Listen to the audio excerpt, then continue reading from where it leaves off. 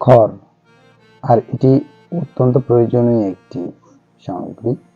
বিশেষত জ্বালানি এবং গোখাদ্য হিসেবে এটি ব্যাপক পরিচিত। তো আজ আপনাদের একটু দেখাতে নিয়ে এসেছি খড়ের যে পালা গ্রাম বাংলায় আমরা দেখতে পাই, সেখান থেকে খড় সংগ্রহ করে কিভাবে প্যাকিং করে কৃষক তার নিজ নিজ গোয়াল ঘরে নিয়ে যায় অথবা বাজারে বিক্রির জন্য নিয়ে যায়। পুরো প্রক্রিয়াটি দেখানোর জন্য আজকে আপনাদের এখানে নিয়ে এসেছি। এই যে পালাটি দেখছেন, এখান থেকে খড় সংগ্রহ করা হচ্ছে এবং এই পালা থেকে খড় সংগ্রহ করে প্রথমে নিচে নামানো হচ্ছে।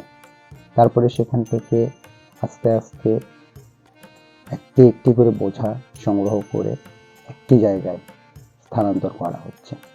এই জায়গাটিতে খড়ের দুটো বড় বড় লম্বা দড়ি তৈরি করা হয়েছে এবং এই দড়ির মাধ্যমে এই খড়টিকে আস্তে আস্তে মোড়ানো হবে। এখানে দেখতে পাচ্ছেন ভ্যানে করে খড়গুলো নিয়ে যাওয়া হবে। তো ভ্যানে ওঠানোর পরে এগুলো প্যাকিং করা হচ্ছে। এই যে ভ্যানটি দেখুন, খড় ওঠানোর জন্য কিভাবে বাঁশ দিয়ে আস্তে আস্তে একটা পাটাতনের আকারে তৈরি করা হয়েছে। 4টি বাঁশ রয়েছে, আর এই ভ্যান গাড়ির উপরের দিকে রয়েছে আরেকটি লম্বা বাঁশ। আর এখানে খড়গুলোকে আস্তে আস্তে জমা করে একটা রোল তৈরি করা হচ্ছে। এই পেঁচানো রোলটি আস্তে আস্তে একটি পুরোপুরি রোল হয়ে যাবে এবং এখানে বেশ কষ্টসাধ্য একটি কাজ, বেশ টেকনিক্যালি তারা এই কাজটি করছেন।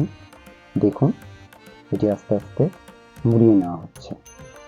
এরপরে খুব কঠিনভাবে শক্ত গেট দেওয়া হবে এবং গেট কমপ্লিট হওয়ার পরে এটি এখন আস্তে আস্তে এই ভ্যান গাড়িতে ওঠানো হবে। দেখুন ভ্যান গাড়িতে ওঠানোর প্রক্রিয়াটি কিভাবে করা হচ্ছে। নিচের দিকে আস্তে আস্তে খড়ের মণ্ড এনে দেওয়া হচ্ছে এবং এই খড়গুলো দিয়ে এই পাটাতনটি সাজানো হচ্ছে।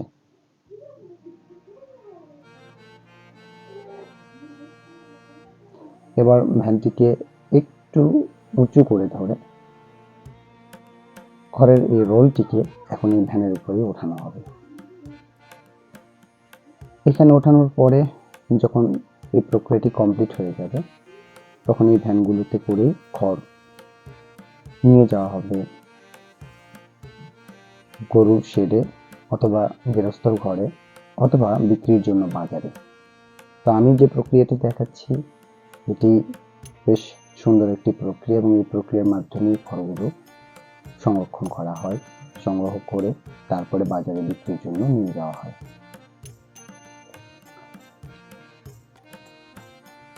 এখানে পিছনে দুটো দড়ি দেখছেন, এই দড়ি দিয়ে বাঁধানোর পরে ভ্যান গাড়িগুলো রেডি করা হয়েছে। আজ তাহলে এ পর্যন্ত, সবাই ভালো থাকবেন।